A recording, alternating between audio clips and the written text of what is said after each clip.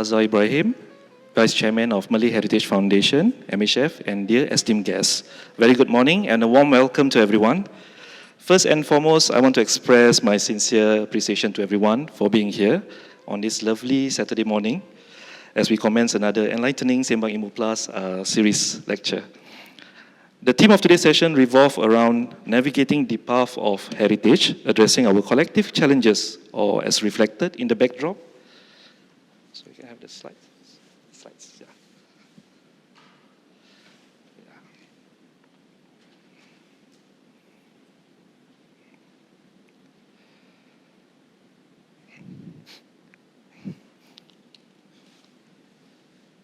As you can see from the slides, the title is, the theme that we have adopted is Destiny of Heritage, Our Common Challenges.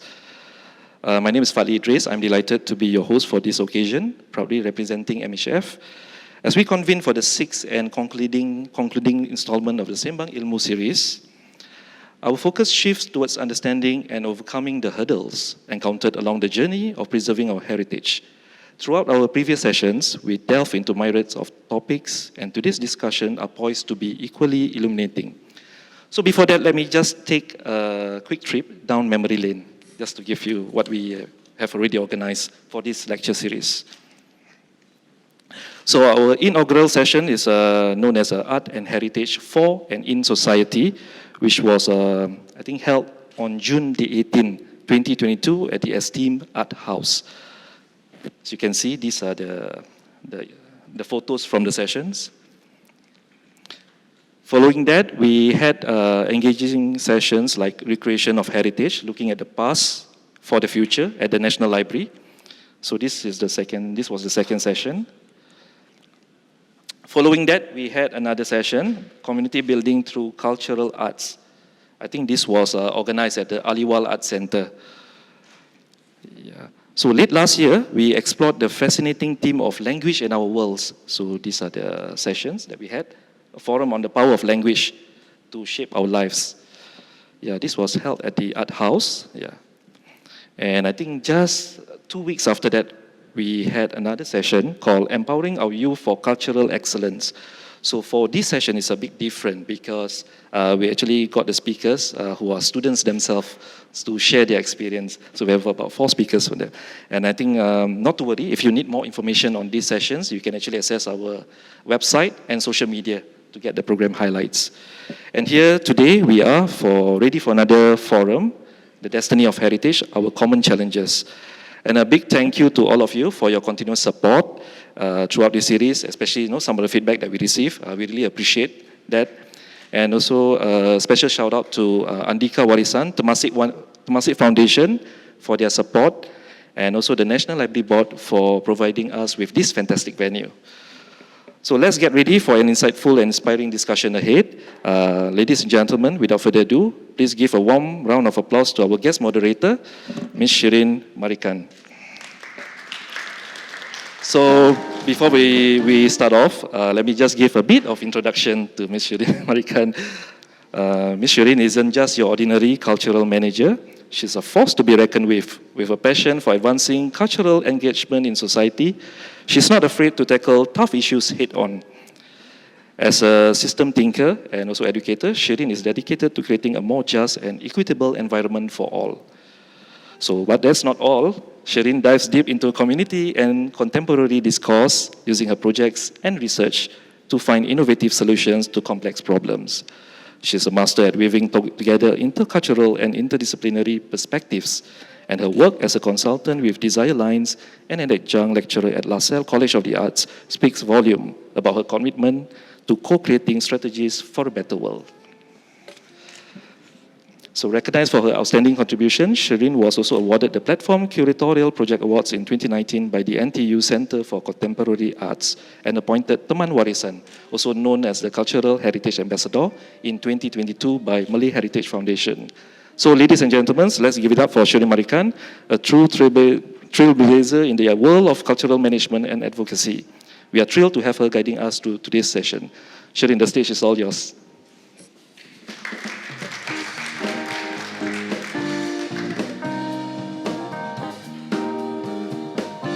Thank you, Fatli, and everyone for being here today, this morning. So for today, I think the topic is actually something that speaks very close to our hearts because we are always confronted with lived intangible heritage every day. But deciding or understanding how that might manifest in contemporary society is always something that we need to understand through education, empowerment, but most importantly, maybe there are common challenges, or maybe there are common ways of understanding or uncommon ways of understanding that we first need to go through or get through as everyone understands lived heritage to be very different.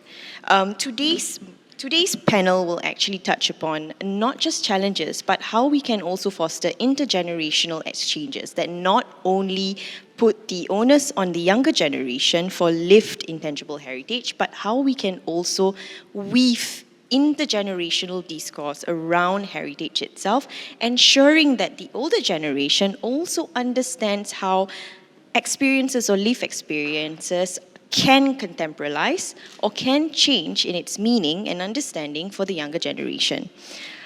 We have three presenters today. We start with Ms. Idly Mosbit, and then we'll go with Dr. Ivan Quack, and finally Sunita will be presenting. Our first presenter today is Ms. Idly Mosbit.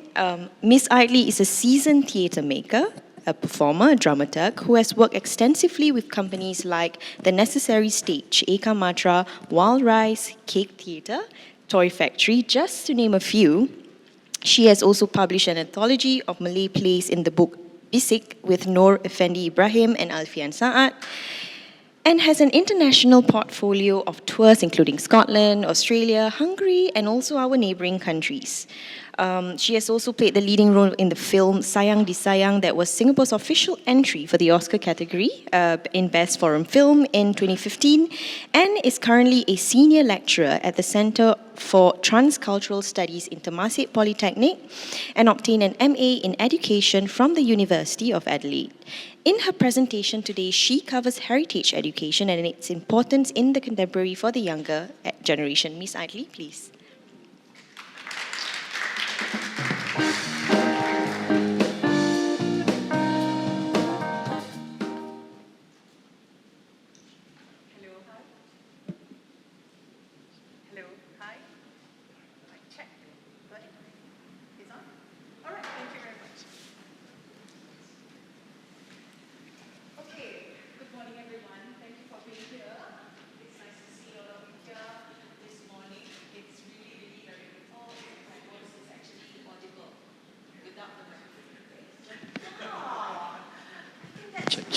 Check. I'll go without the microphone, just that. Entertain me for a bit. Hello. Okay. Do you really need this? Seriously? Recording? Okay. Let me do a timer so that I won't go over. I will give myself the timer to 15 minutes because I already promised my other co-presenters that I will make sure I do a song and a dance. That's it. Okay, 15 minutes from now. Ladies and gentlemen, welcome. Thank you very much for being here this morning. Okay, I'm trying to make this particular session worthwhile for you. Okay, I see generally you are of my generation. I won't say which generation. Yes, young lady, thank you for being here. Very young person here.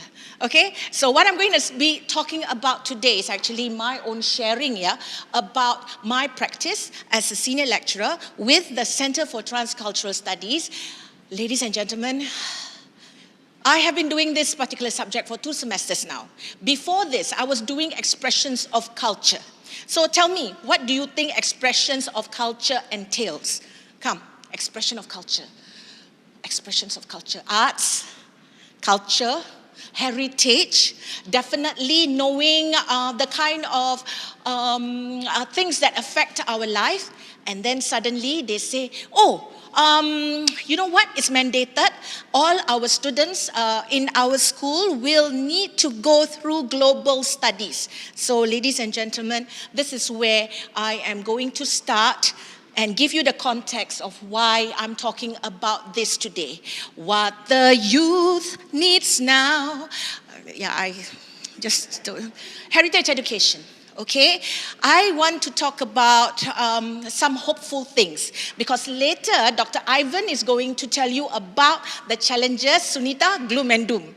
Okay, okay, so we are all quite pakat already lah, what we'll be covering. Okay, so I give you the good news first, yeah, in terms of heritage education.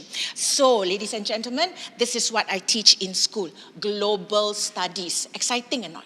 Okay, there's the adventure part. Hey, our students nowadays get to travel out of Singapore, you know, and it is actually mandated. They have to, but kesian, some of our students cannot afford. So they end up doing so if they are not doing the overseas study trips, they will do what we call the local experience. Sounds cool or not? Global and local experience. So in a local experience, what they do is they do, because they cannot travel, right? If they travel overseas, for example, the places that they will go to is generally covered under ACI. What's ACI? Can you see there? ASEAN, China, India, under enthusiasm. ASEAN, China, India will be the places they will travel to as part of their overseas trip for global studies. But if you don't get to travel to these places, you will do what we call 3 other categories: your own backyard, new connections.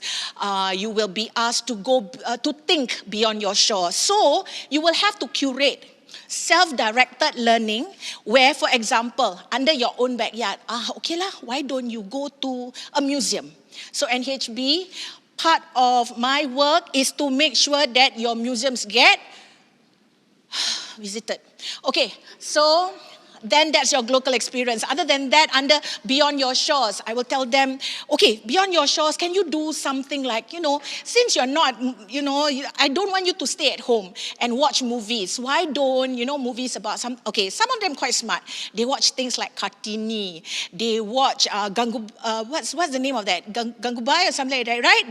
The Hindi film. So they get to see something beyond their shores. Yeah, and then under new connections, very simple. All they need to do is try to spot a foreign friend, a foreign student amongst their midst, and maybe spend a coffee, with them. Coffee time, get to know, learn about what they go through. But some of them quite special. They curated in such a way that their Burmese friend will teach them how to put on the lungi, the kain, and then after that they will eat the tea, the fermented tea leaf salad, lepet thuk. So quite exciting.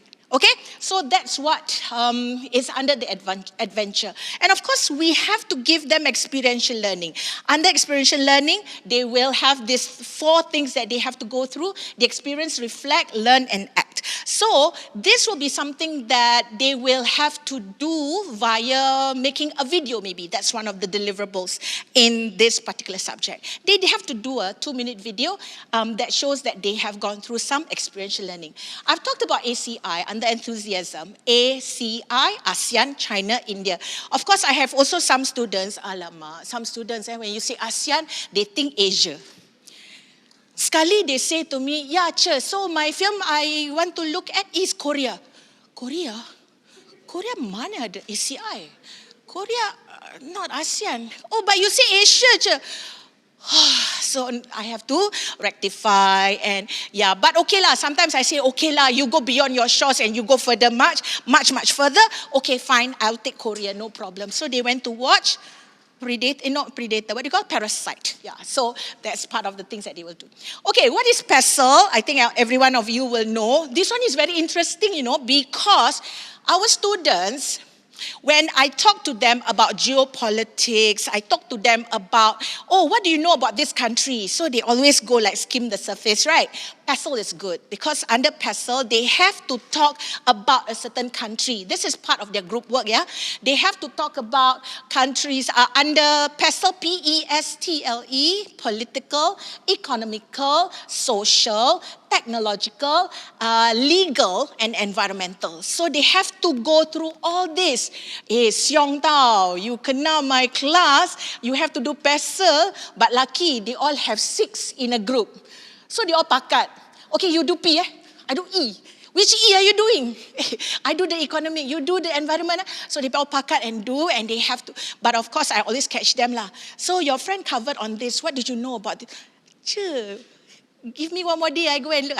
Okay, so that's the kind of thing that will happen under PESTLE. And of course, in experiential learning, every one of us, not every one of us who goes out to other countries, they become global citizens. Not necessarily you go to countries, you become, naturally you learn about cross-cultural understanding, you understand cultural differences. No, some people just go out of the country, just shopping, makan, relax, and CC, and go back. Nothing happens. But when they go for their experiential learning, we tell them that we are trying to cultivate your 3 capitals. What are your 3 capitals? Your cognitive, your psychological, and of course, your social. So I get some of my students, they go to, let's say, Yogyakarta. So there they were. I say, hey, before you go, let me prep you first. Make sure you are experiencing something. Make sure after you experience it, you reflect. After that, make sure you try to learn, do some research and whatever. And then after that, you act. Okay? Later, I'll show you the kind of the general, proportion of their time that they do for experiential learning. So, I have someone who goes to Jogja. So this person has never gone out of the country on his own. He has always been with his family. As a matter of fact, on that morning when I sent this group of people, group of students, to go, he had both his mother and father actually talking to me, telling me that quite worried because, he's 17, never traveled, on his own with friends before. We have always, so I said, yeah, that's the idea. That's the reason why we give them this, so that they're not traveling with you, they're not under, your security, your safety, presence. They will have to do this on their own. So after that, our young man went to Jogja and told me that, it was very eye-opening, because you told me, right, to go and do the experiential learning. So this is what I experienced. Oh, wow, very excited to tell me. So I said, okay. Then tell me one thing that you saw that was very, very special to you that you have never seen in Singapore. For a while, he was thinking, they all always, when we take our meals, right, we sit on the floor, In Jogja, we sit on the floor a lot, and then we always take a meal together, and then we use hand, It's like, oh, okay, something good, And then I said, why do you think that is the reason? And can you think of that as something that, what are the invisible part of culture? What's the visible part? The visible part is you sit down, have lunch, with friends, communal eating and everything. But what is the invisible part? So that's where we go into the iceberg theory. The iceberg theory, I think some of you will know, it's a very strong culture theory about what is the visible part of culture, which is the top of the iceberg, and what is the invisible part of culture, which is, can't be seen, it's under. So that's why we got Titanic because they didn't know that the big part of the iceberg is actually under the water. Okay, so that's what I told my students. So through the iceberg theory, they look at all these cultural aspects in that manner. First, you look at what's visible, and after that, look at what is invisible. Okay?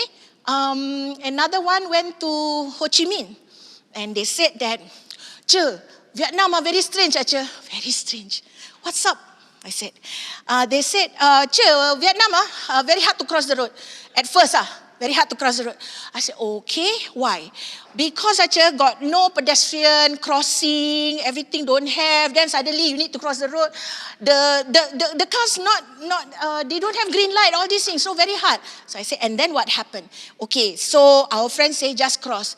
Then we just cross I don't jaywalk so I don't know how to do it. So I said, and then what did you do? I went onto the road and start crossing, and all the traffic, just siam me, I never get hit. And I managed to get to the other side of the road safely. Okay, that's good. Now let's go through your iceberg theory. So very fun. So they actually find out that because the Vietnamese are actually very safe. They're very safe. They of course, you have so many, all the different vehicles, whatever, but they're actually very cautious of the people around them. I think Singaporean drivers not as lah. That's why I think we all. There you go. It's part of culture, right? So what's visible and what's not visible.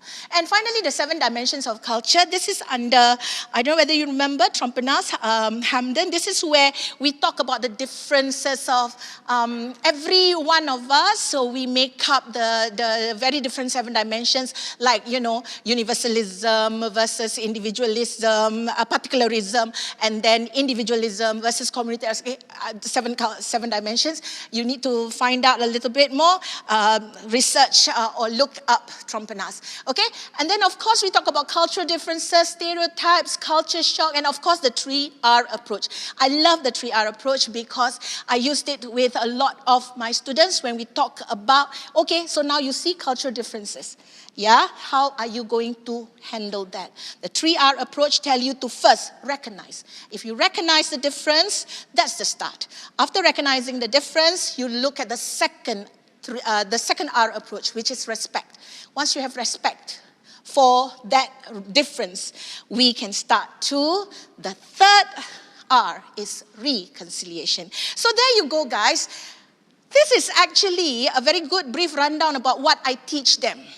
And at the end of the whole entire semester, we give them the assignments, we give them they will send back the deliverables. They tell us, oh, I managed to do your 2-minute video. Some of them, when you tell them, okay, do a 2-minute video, tell me about, one certain cultural aspect and use the iceberg theory. Wow, like the most difficult thing to do. Then I tell them, 2 minutes only. 1 minute to talk about visible aspect, another minute to talk about the invisible aspect. What's so difficult? And then they start talking about, I don't know how to edit video. Oh, lama. Then I say, do you all do TikTok every day?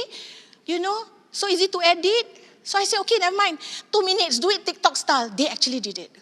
So there you go, guys. I'm in the midst of marking my students' work now. But I can tell you, this is where my whole entire talk, this is, let me just go through this very quickly. Experiential learning. So a big chunk of experiential learning is actually the experiencing. Yeah, so after the experience, it's the reflect, when they think about what they have experienced. And of course, then I would love it that they do a bit of reading, they do a bit of research, that's the learning part, and finally act, when they actually, continue to do and practice it. Okay, so now, at the end of this semester, for this particular, so I am now currently inputting marks into the system, and I can safely tell you that we have hope. Okay? I have students who, when I first came into class, when I asked them, what do you know about culture? What do you know about heritage? Do you know why you are in my class? I asked them this very simple question. Wait, check timing. Maybe finishing already. Okay, which means that I shouldn't be, okay, never mind. 5 more minutes. Okay, so I can safely tell you, when I first come into class, the first thing I tell them is, guys, what do you know about culture? What do you know about heritage? I get blanks. Some of them totally will just look away, like I am asking them a most difficult question lah. Like I'm asking them, when are you getting married? Oh, some of them may be very happy to get. But yeah, it's a difficult question when I ask them what is culture, what is heritage. They say they don't know. So I think I know. So I told them, yeah, actually for you people, the only culture you consume is Yakult. So there you go. First things first, I tell them, this is a fundamental subject. Do you want to know why? This particular polytechnic and your country, your government is telling you, you must study global studies. Please tell me, please open your mind and tell me why you have to do this. That's when it to them that they needed to do this because their country is getting them ready for the world. Back in the 20s, back in the 2000s, the 2000s, somebody like our Goh Chok Tong will tell you that if you stay, you're a stayer. If you leave the country, you're a quitter. Guys, it's no longer that. Go, they say. Go. Set your sights to other countries. It's okay, bring our flag with you. Go be a global citizen. So that's where this thing is very important to you. So that's what I told my students. The reason why you are doing this is because, so what I have seen is, putting that into context have already helped them to be very focused. Of course, they want to pass the subject. And I can tell you safely that for every class, I have 7 classes, for every class, I can safely tell you that there are at least 6 with distinctions for this one. Because I think they have gotten the buy-in. They bought the idea that they need to be ready. And all these things, all the experiential learning that they go through, whether they have gone through the study trip or whether they have gone through the local experience, they suddenly realize that culture is actually all around us. It is living. They are practicing it. And that's when it becomes an eye-opening experience for that. This one I will go quickly, about what I got from them. They understood that it gave them cultural identity. So I have students who are not from Singapore. Some of my international students realize that they need to actually even in Singapore, while they are studying, they thought that they can just study. So when they have to be the ones to be cultural ambassadors of their own nationalities, that became something that they really like to do. So for me, this heritage education gives them that possibility. Of course, later my other 2 presenters will also talk about this. This is the reason why we do this, is about the preservation of traditions. We also have cultural historical understanding through heritage education. Okay, and this one is the gist of why we do global studies. I told them, you are interconnected. Do not think you are going to be okay with believing that, oh, I am of this culture, I am of this race, therefore being the more better, bigger, greater race, therefore I don't have to learn about other people. No, you have to, because at the end of the day, we are all connected to each other. We are no longer going to be able to say that, oh, I can live in my cultural silo, and I don't have to mix. No, you cannot. Yeah, so we talk about values and ethics through the heritage education. We also give inspiration for creativity. That for me, definitely, for those of us who are practitioners, myself, Jane Sharudin here, having heritage education, knowing your heritage, knowing your culture, really, really pushes us on to be good and creative artists. And of course, it's community building, definitely cannot go without putting that up. And of course, resilience and adaptation. From a very young age, I understood that culture is forever evolving. So this one, anything that you put in a museum, it becomes an artifact. But I think culture is more than that. Okay, and of course, intergenerational bond. Just now, Shireen did talk about how understanding heritage, understanding culture will lead to all this. And of course, this one, very Singapore thing, tourism and economy, no need to, okay lah. So there you go, thank you very much. I have just skimmed the surface about what I do, about what I think is very hopeful premise. I think I can safely say, given the right context, given the right kind of target, our youth actually do like and do enjoy, do want to do more for heritage. So there you go to start the ball rolling. Thank you very much.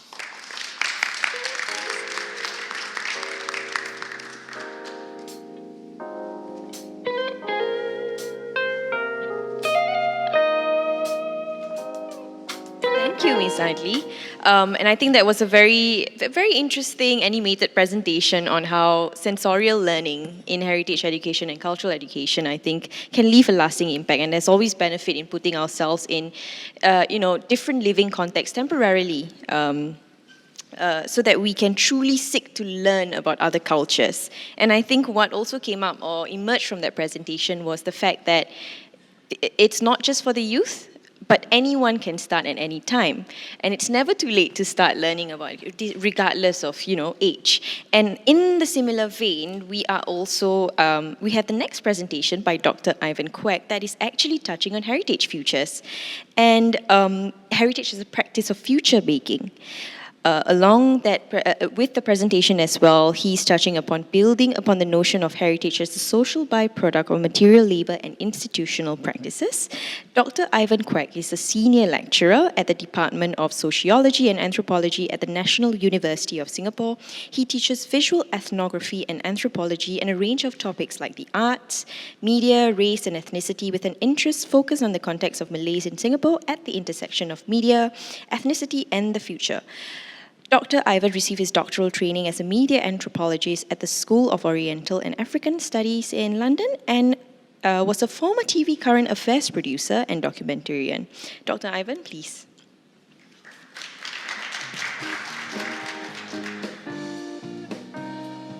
Hi.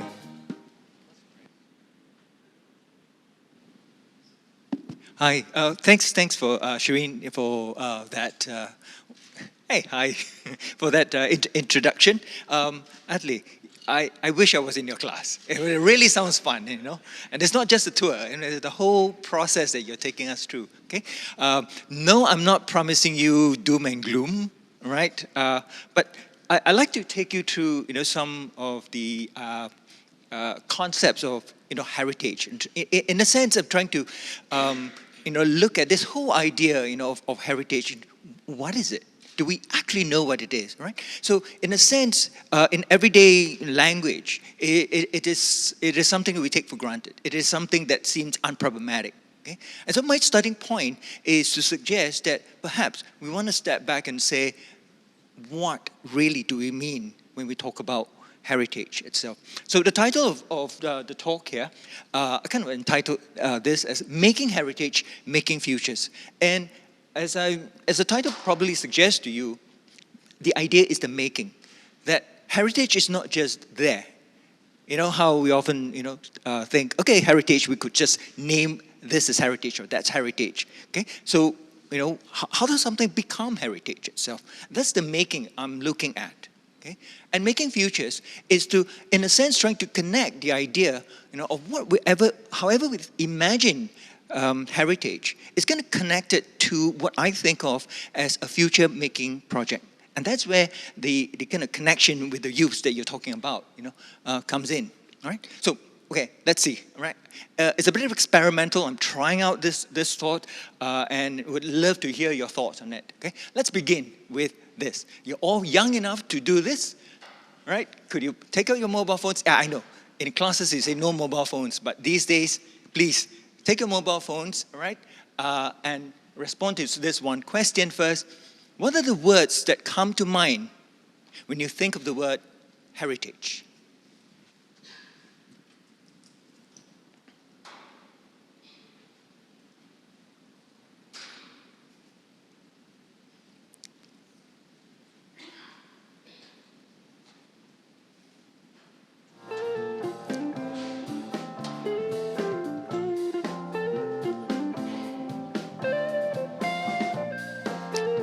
you all done?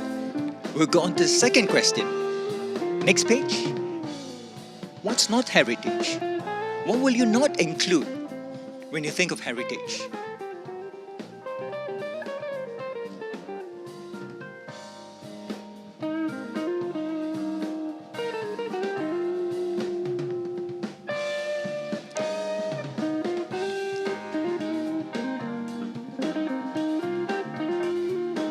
Hey, can we switch over? Thank you.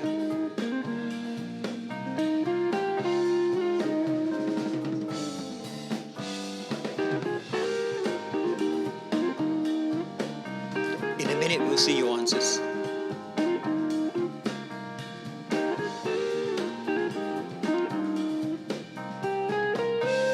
I assure you this is not heritage. Right now, okay? Yeah.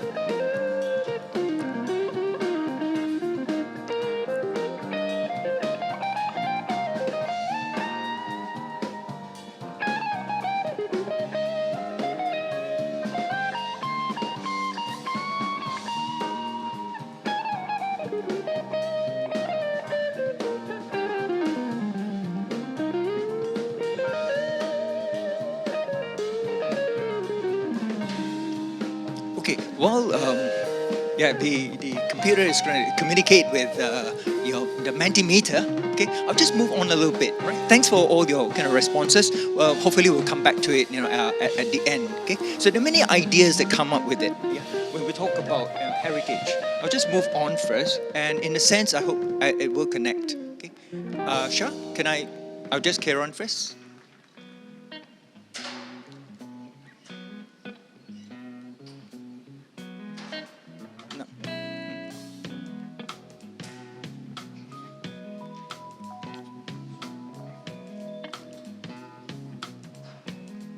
Okay, so I assume one thing.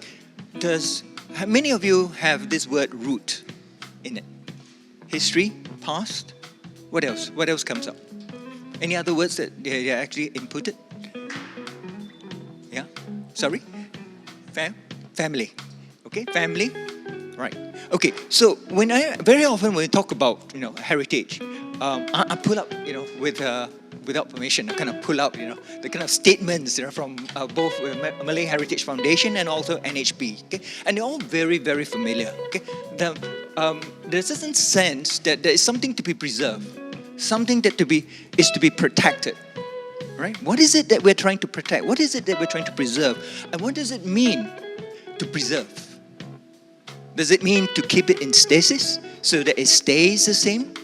I think we all know things change and all that stuff. So there's something to be questioned about this desire, to protect something, to preserve. Okay, and also the idea that we need to promote it somehow. There's some kind of an agenda, all right? So if you look at the kind of literature on heritage, you would know that the discourse on heritage, comes out of this nationalist feelings, this desire that all the changes around us, this globalization, modernization and all that stuff, we need to sort of go back to the roots, go back to our history, go back to our past to reinforce the idea of the nation. So in other words, whatever we think of heritage historically, the idea of heritage has a link to the notion of nationhood, right? There was always something in there, right? Family, perhaps, that's another kind of an extension. The idea, that if we could keep our heritage, we could also, at the level of family, keep the family together, keep them some kind of a continuity, right? But it also implies something else, and that is a relationship with the future, a relationship with some imagined future. Young people, perhaps, right? That we think that what it is that we have today, we think there are some of these things that are valuable, that ought to be preserved, etc., to be protected, safeguarded, and then passed down to the next generation, and the next generation, and the next generation, to ensure some kind of a continuity. How do we imagine that future? How do we imagine the kids, as it were? All right. So that is why your presentation about the next generation, about the youth, was actually very interesting to me, because I had a slightly different experience. Okay? So in my classes, I teach one of those courses called culture production. And in one session, we have this thing called the uses of culture, heritage being the big thing they will talk about. It's interesting to see what they put up when they talk about heritage. Okay? At that time, one of the projects was in relation to the Singapore Memory Project, 2013, if you recall, right? The 50th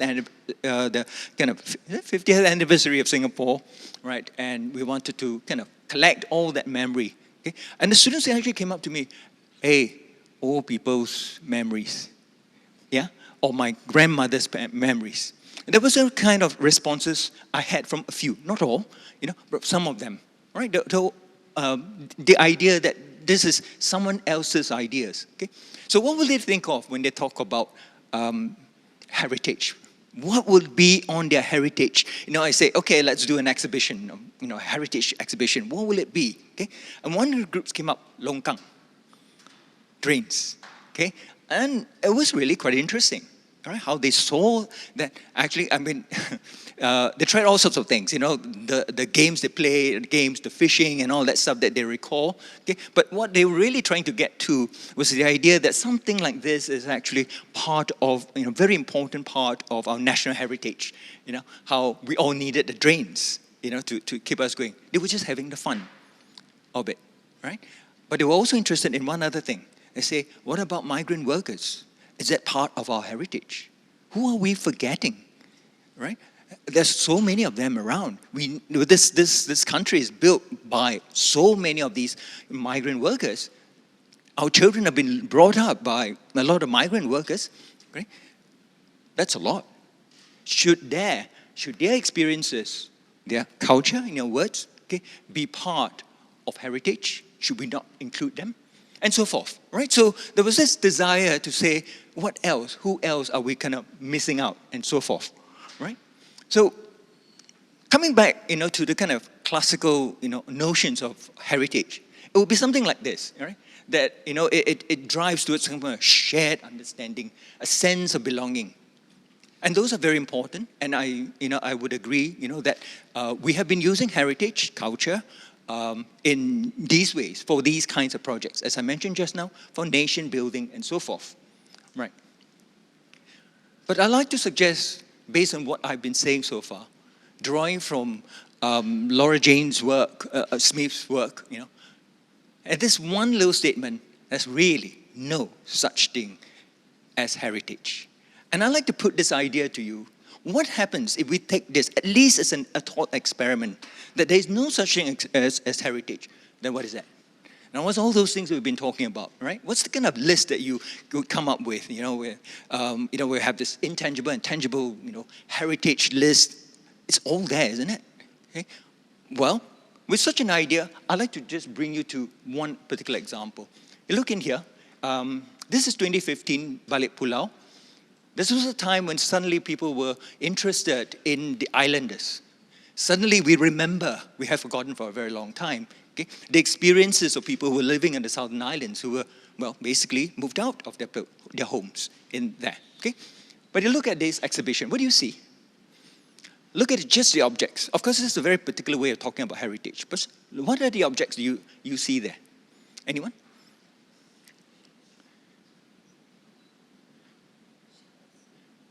Shells? Sorry? Crocodiles? Yeah. Crocodile, a boat there, some musical instruments, somebody's family photo, a photo of someone's house. And suddenly all these things become heritage. They become heritage objects. So that's the kind of one level, that's one of the first points I'm making, that these objects themselves, in and of themselves, are not heritage. Even the dances and everything that we think of generally, right, ordinarily as heritage. Okay? We could step back and say, okay, what if we don't think of them as heritage? But they have to go through a process through which then they become made as heritage. And that is what I meant, by this whole notion, of making heritage. So, why do I have to, work through this? Because with this thought experiment, we turn our attention to this. What is the work that is done to produce heritage? What is the work that turns certain things into heritage. And when you think of it in terms of the work, you then have to start asking, okay, on what basis? Who does the work? All right? Whose idea of heritage is. So heritage is not fixed, it's not just a natural object out there, but it's something that we produce. Okay? So that is in the sense, what I'm trying, to get to. The work could be on the object itself, the site around it. It's also how we present it, represent it, and perhaps we're also interested in how people receive it, understand it. Right? That is why so many of us spend so much time, in a sense, trying to educate, our children to appreciate something as heritage. That there is something valuable in that. Okay, so far so good, right? Like I said, so we pay attention to the work, right? So we know it, the work of people, putting people together, institutions together, objects, and also ideas. Ideas that sometimes both enable, but also constrain. Enable, give us all possibility, yes, we can turn all these longkang into heritage we like. But do the same discourse of heritage also constrain us to prevent us from seeing the heritage potential in certain things? As the students in my class said, what about the lives, and experiences of the migrant workers who were here? Okay? Do we exclude them, and it just seems so natural to exclude them? Okay? Or at least we don't put them at the center of what we think of, as heritage that will take us through, into the next century or whatever it is. Okay? Here's another example. Okay? I'm not going to play the video here, right? So if you saw that screen just now on the Balik Pulau, there was a little TV screen. Right? And there was this character here. Right? Mr. Tan here, this is Pulau Serking. I happen to actually work on Pulau Serking as well, a last documentary before they left the island. Okay? Mr. Tan here is one of 2 Chinese who live on that island. Okay? And they ran the provision shop. They ran the provision shop, for a very long time. Okay? And in this particular video, which was done by Island Nation, right? Yet another, memory making project. Okay, he was bursting into tears. The experience of being displaced from home was so painful. Okay? So he talked about how he was not going to let the NEA take the boat. They were paying for that. Okay? He'd rather destroy the boat himself. He burned the boat himself because it's a kind of act of protest, as it were. A dissatisfaction at that point in time, a certain kind of resentment of having to leave the island. My point is, these are stories of, in a sense, displacement. Is this part of our story? Is this part of our heritage? Is this part of kind of experience that needs to be in there? Perhaps, right? So we have to ask ourselves, when we think in terms of work, of producing heritage, then we also have to ask ourselves, what is the work of not paying attention to certain things? What's been ignored, as it were? Okay? I think it was Vivian Wei who once wrote, we often forget the custodians, the people, okay, who are the custodians of these cultural forms.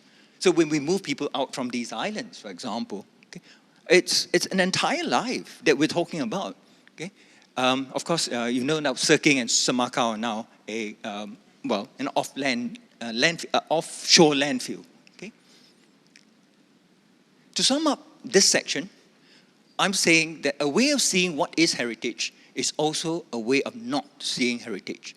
And in a sense, it's an invitation to consider many possibilities, right? A few things that are kind of, are put up here. Okay? Questions of who decides.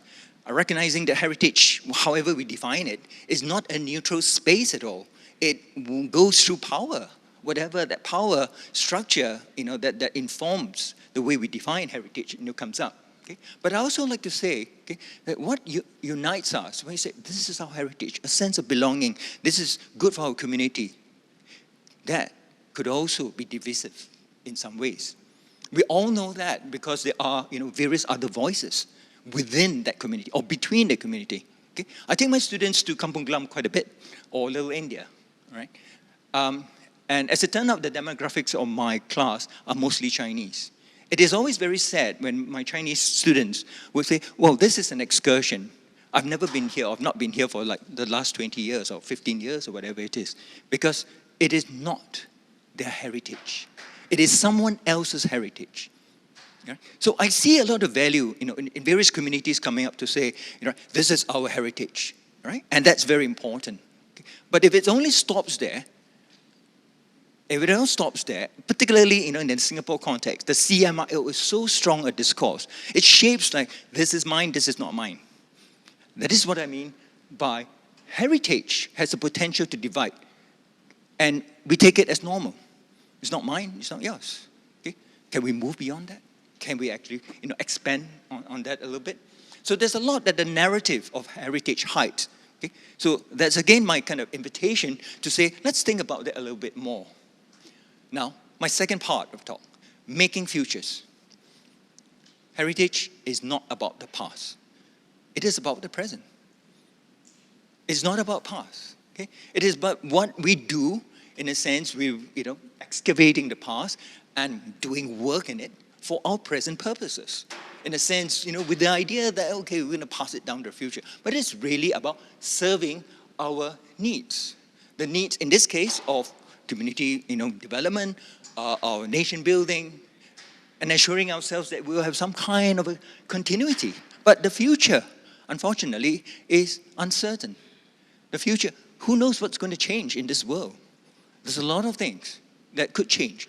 But the point here, the most immediate point here, okay, is that there is always generational change. So when I started by talking about our children, our students, I was going to say our children, sorry, okay, our students, just like you, Adli, yeah, talking about the students, their perspectives change, but their world changed.